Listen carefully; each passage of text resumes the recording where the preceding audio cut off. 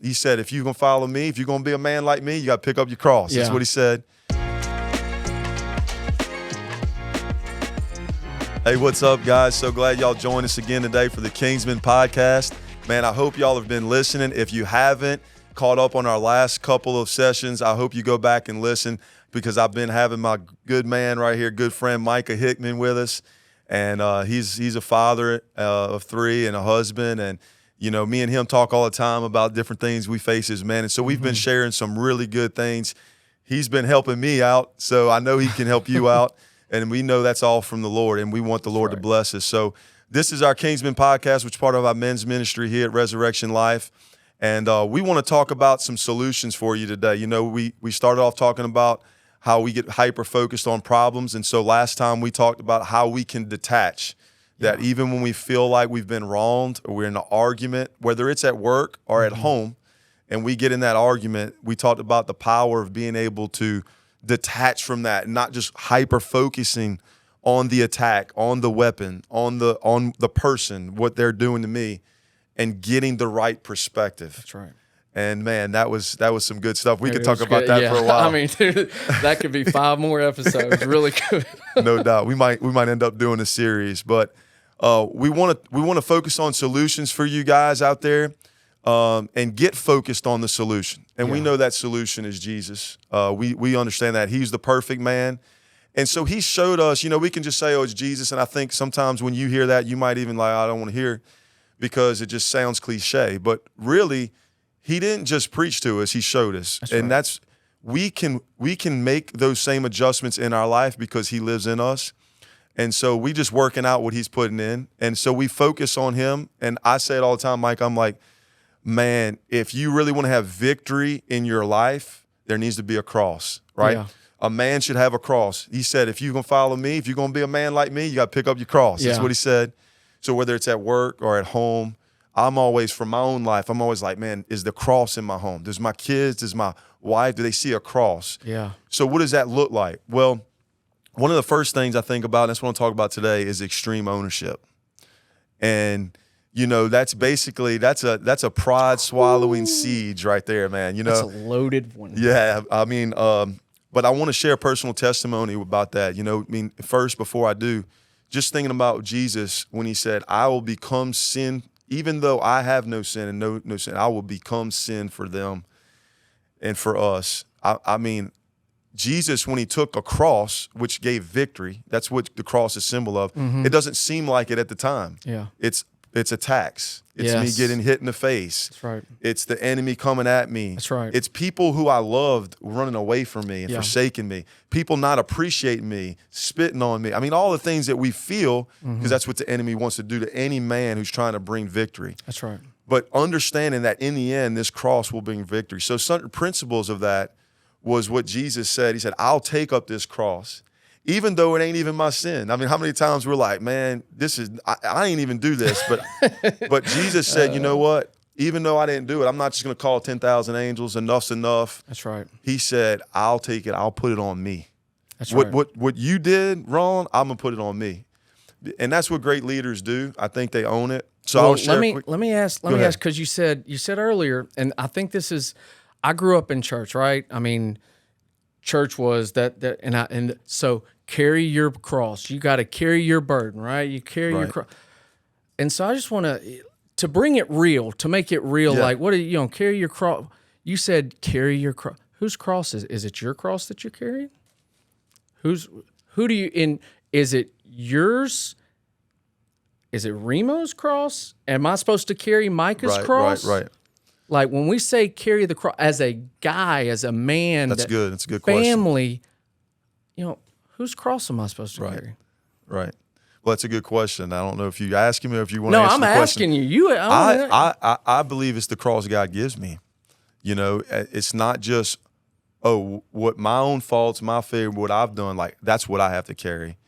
It's the cross that God gives me. That's right. Now, the cross Jesus carried was for all mankind, but it's what He's given me. That's right. And you know what? If He's put me as a father of my children, if I am the husband of the wife, whatever hand He's dealt me, that's what I have to deal with. That's right. And that's exactly, somebody explained it to me. It goes along with like the first principle of extreme ownership, right? Is you are, quote unquote, you're responsible Right. for your world. Your cross, number one, is not like Jesus took my cross. So when we say pick Right. up my cross, well, it's gone. What cross?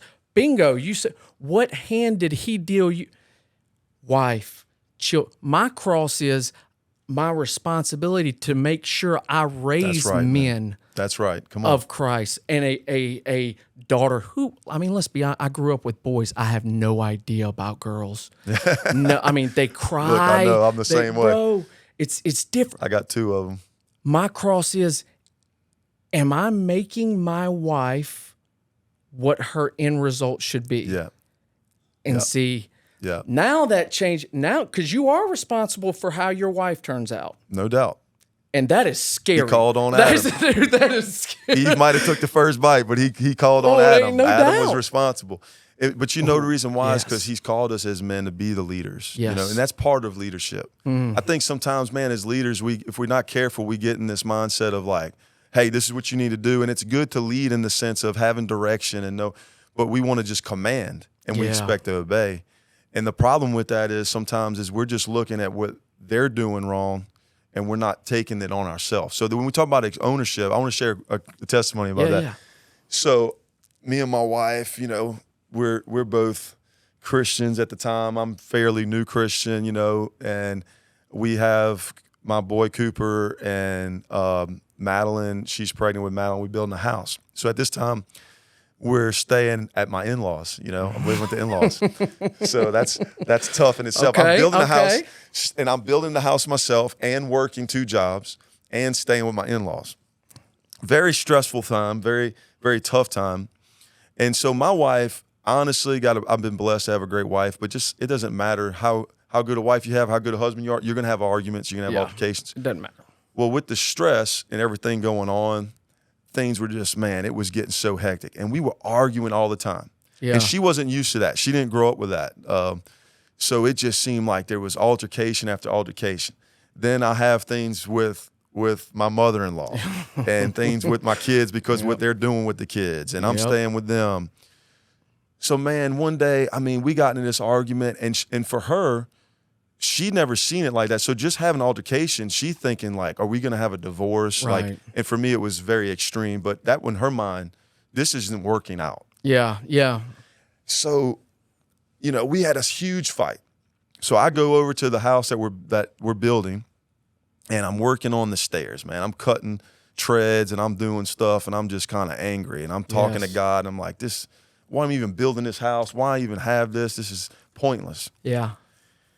And man, it was one of these things where while I'm sitting there saying it, and I sat down for just a minute, detached, like we talked about. Yeah. And just honestly praising God, show me, what am I doing wrong? And the first thing he showed me, he said, you want to be the man, but you're not acting like the man. Be careful He's what like, you ask for. yeah, you want to be the man. You want to be the leader, but you're not acting. He said, remember when you play football, when you want to be the leader, you held yourself accountable. That's right. Like you said, you know what? It starts with me. It ends with me. That's right. And man, when he said it, man, I just started crying. I'm writing stuff down on a notepad. I began writing my wife a letter. And the first line, I don't remember the whole thing. It was like 2 pages on a legal pad, but I remember the first line. I said, you know, when you married me, I wanted to be that king who came in riding, you know, with shining armor, that knight in shining armor. And I said, but you know what? I haven't been. I said, but from this day forward, I might not be perfect, but I'm going to strive to be. Ooh. And man, tears fell on that page. Well, one of these things God does, you know, I walked away, I went outside. She must have came in and read the note, and I had no idea. And all of a sudden, we had just had the biggest fight we ever had. I turn around, and she's running full speed at me because she sees me and bear hugs me. And man, we had this moment right there where we just crying. Well, my wife's so extreme. I think she thought that I was like, this is like a suicide letter or something crazy. You know, her mind went, no. Yeah. And anyway, man, it was a moment of reconciliation with the Holy Spirit, only God could do. And it was started with God showing me, look, just take ownership of it. Even if she was wrong, if your kids were wrong, they did, like, that's what people who follow you respect. If they know someone that you say, you know what, I'll be accountable for it. Think about coaches when they come in and who say, you know what, yeah, y'all might have made a mistake, but you know what, it's my fault. I didn't have you prepared. Man, those guys are ready to follow you. That's right. Just like our wife and children, when they see a man who says, you know what, it's on me, guys. I got to do a better job at this. I mean, that kind of repentance, man, when they see that, they want to follow you.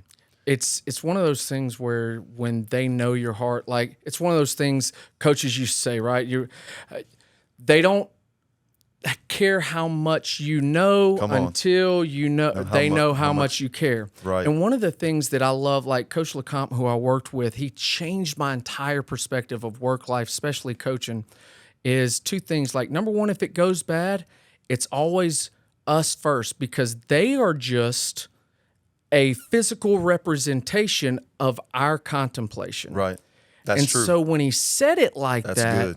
and hold on, say that again. I don't know if I could say that again. A physical representation of our contemplation. Wow, that's good. It's one of the things he told me. He was like, it's the same thing with your wife. He was like, you want your wife, you and your wife, you want to have a good marriage. Your marriage, your children, how they interact with each other, with people. Do they operate with peace and stuff like that? They are just a physical representation of how you operate in your house. Right. One of the biggest things, my dad is big, right? I mean, he's not his hands, I mean, they're wide. He's just big. When Big Al came in the room and was angry, crickets. Yeah, I mean, immediately, dude. Like crickets. Right. Well, one of the biggest things I still remember, and I'll never forget it, I actually wrote it down, and I've done it a couple of times too, and it's a lot harder than I thought, is when he made a mistake or he allowed something, there are times that I can tell you when we had family time where he sat, the herd down, and he would sit up. Yeah, I mean, literally, we would get lawn chairs. All right, there's your chair. And he would just say, I made a mistake. Yep. And he wouldn't go in great depths or details as to what, but he would identify it, and then he would apologize. I'll never forget this one time. He looked at each one of us, and he was, I love you too much to be that kind of father, that kind of man. And he made us hug, and he said, I am sorry, and would make us look him in the eye. Yeah. And say, I forgive you. And dude, that's good, man. I mean, that's why, people, when he's preaching and stuff like that, people will be like, well, I got asked one time, how would you describe your dad? What is one, I don't even know, one word doesn't do. That's right. Caring, man of character, integrity, I wouldn't say authoritarian, but I mean, there were rules. He's a leader. You knew there were things. Yeah. But dude, when he did that changed, because now I know it's real. There you go. That's what I was about to say. It's real. That's right. And you'll follow that, man. That's right. It's not someone just trying to boss you around. It's real. No. Well, look, I want to say this, and we're going to have another episode. I hope y'all join us. But I want to say for all of you out there, when we talk about extreme ownership, I also understand, just like Jesus, man, he paid it all. He owned it all, but yet still people reject him. Ain't that amazing? And so for some of us, we feel like, hey, we're doing that, and you're talking, and you're commenting back and saying, Pastor Ryan, we're doing that, but it seems like it's not doing any. Well, sometimes it's that case. But what I'll tell you is there's a Father in heaven who's proud. That's right. And there's a joy set before you. So just keep doing what you're doing. Let's keep owning it as men. Hey, if we keep owning it, good things are going to happen. And make sure you join us next time, because we're going to talk about the power of submission and give another solution to these problems we're dealing with as men. All right? So thank y'all for joining us. God bless.